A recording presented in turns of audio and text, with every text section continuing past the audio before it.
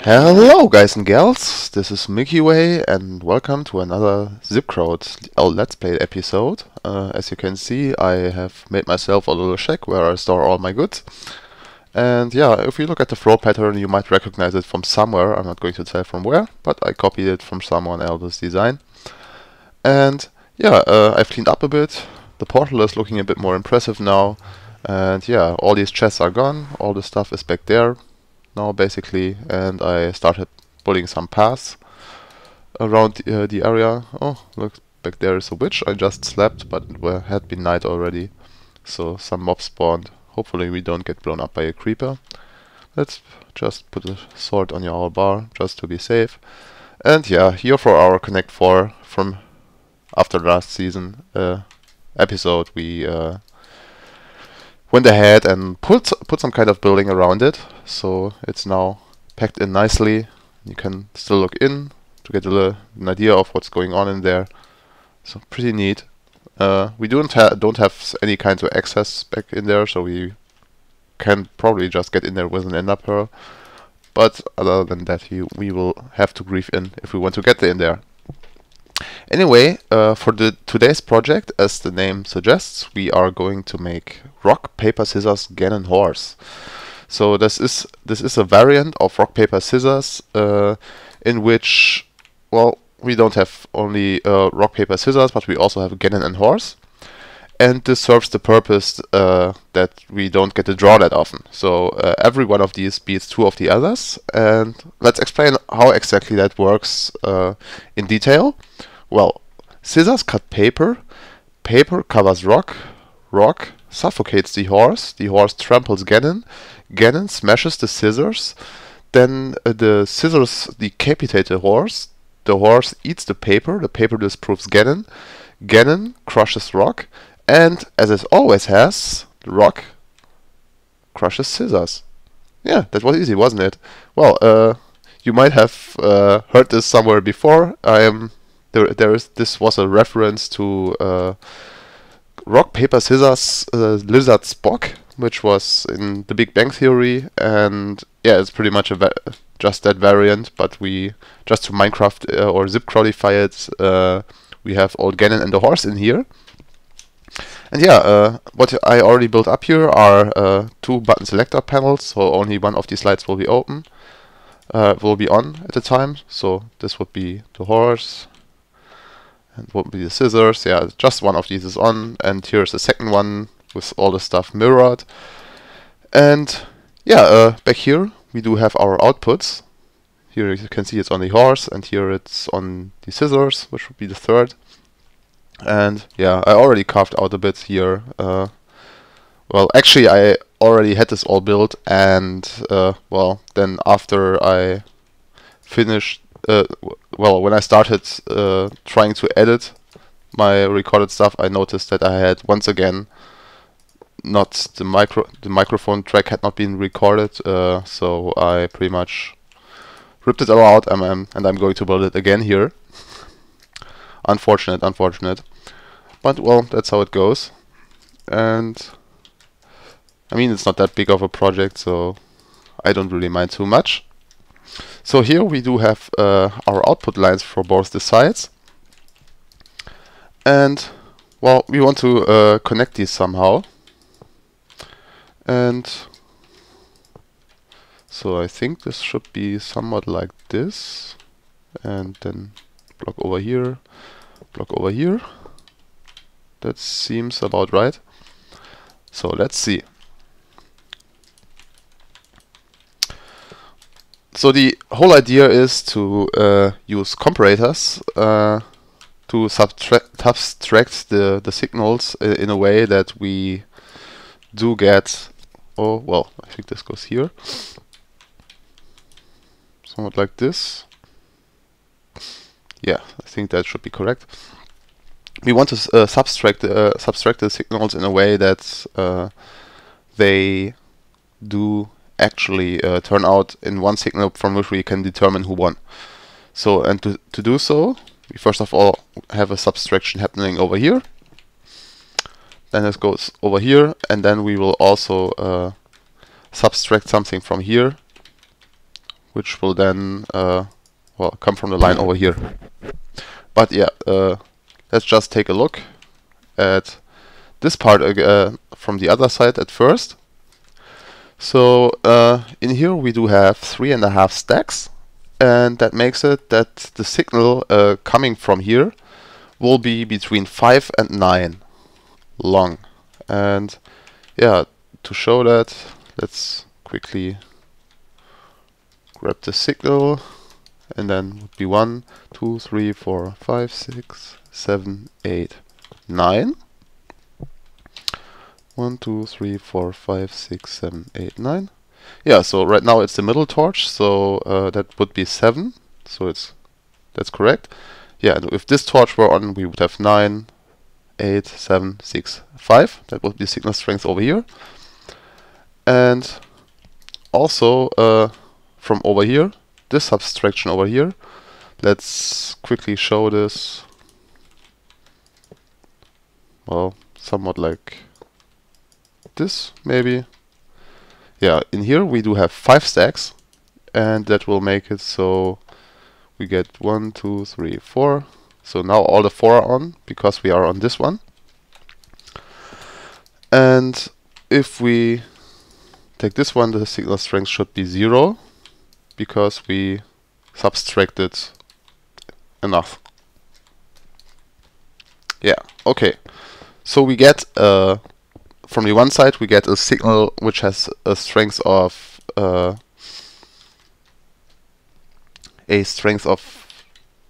5 to 9, and from that we subtract a signal which has a strength from 0 to 4. So as a result we will get a signal with a strength between 1 and 9. So 9 minus 0 would be 9, and 5 minus 4 would be 1. So these are the signal strengths which are viable as a result. And yeah, now we somehow need to wire this up in a way that it actually reflects which of the two players won. And for that we will need some repeaters over here, and we are going to work a lot with the repeater locks over here. Anyway, so is this now all? Well, this should be in subtraction mode. Okay, this looks fine. So here we subtract once there, and then we have our result signal. And now, just to benchmark it, let's put it to a signal where this player over here wins. So we have a rock, and the rock should smash the scissors, for instance. So we have a strength 5 signal, from which we subtract strength 2, which would be strength 3, I guess. And if we take a look over here, yes, it's a strength 3 signal. Anyway, if we let me eat something so I can sprint. Well, what else does rock win against? Against horse, because it crushes the horse. And then we have the strength 1 signal. Okay, so this player wins when we have a signal strength of 1 and a signal strength of 3. And actually I arrange these in a way that it's always pretty much like this. Here we win, and here we win, and yeah, well, here we would not win, because that would be, well, what do we have here in between? So we have rock on this side, and then we have the scissors. That would be signal strength of 3. The horse would be signal strength of 1. And then with Ganon we have a signal strength of 2, but Ganon wins against the rock. So if we have a signal strength of 1, we want that Ganon wins. But if we have a signal strength of 2, we have to check that that doesn't happen. And we do this in this way. So if we have a signal strength of 2, this signal will be ignored because this repeater will get locked. And similarly, this will work pretty much for all the cases. Again, we lock this. Then this is signal strength of 5, and we get a signal strength of 5 only if both sides chose the the same, took the same choice. So for instance here we both took the rock, in which case it is signal strength of 5 minus 0, which equals 5. Let me go and sleep quickly. But also it might be that it's 6 minus 1, 7 minus 2, it's pretty much all the same. They will all result in output of 5. And well, that's not quite optimal. Excuse me, that's exactly what we want. Sorry. And yeah, in that case, that we have a signal strength of 5, we want to lock the signal as well, because yeah, in that case this player didn't win, but we had a draw. Okay, now we would have a signal strength of 6, so let's get ourselves some setup where we reach a signal strength of 6, and then for that we take signal strength of 9, and then we would have to subtract 3, I guess. It would be 9. 8, 7, yeah, 9, and that would be minus 4 minus 3, that would be a signal strength of 6, and then we have the horse on the one side, and here we do have the Ganon, and the Ganon tramples the horse, so the horse tramples Ganon, and this means, yeah, this player wins again, and then he will again not win here, but win here again. And yeah, with a signal strength of 9, which can only happen if we have the horse here and the rock on this side. The rock crushes the horse. Again, this player over here wins. And yeah, on the other side, it's pretty much, well, for a signal strength of 5, which was over here, we also have that we have to check that that is a draw. So in this case, this guy doesn't win. And then, well, always when we lock a repeater here, for the other cases, this guy wins, and the other way around. So we start over here. This is a winning play, and this is a winning play, and this would be a winning play, and so would this.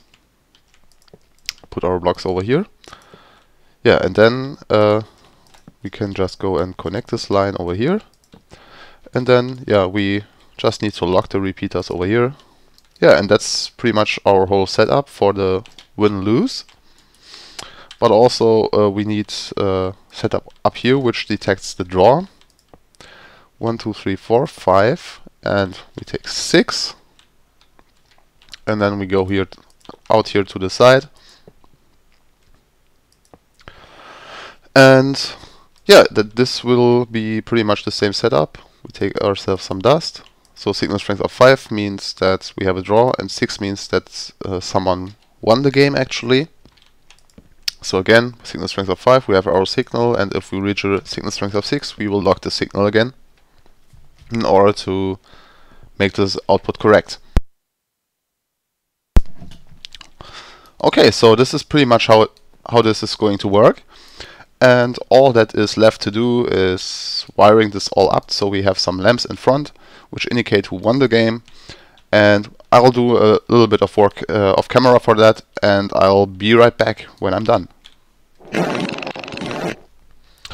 Okay, so this is how it's looking when it's pretty much done. Right now we have the Ganon chosen over here. Don't really see that because of the item frame covering the whole lamp.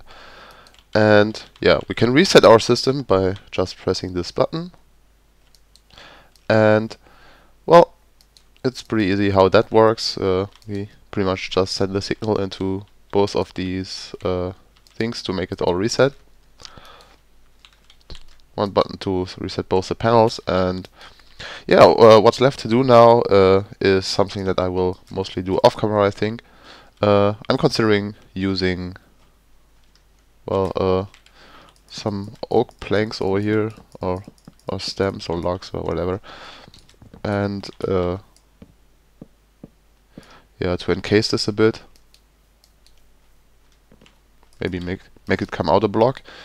I'm also going to replace these lamps over here, so the other guy cannot see what you chose, and I Will very likely also pull this here one block back,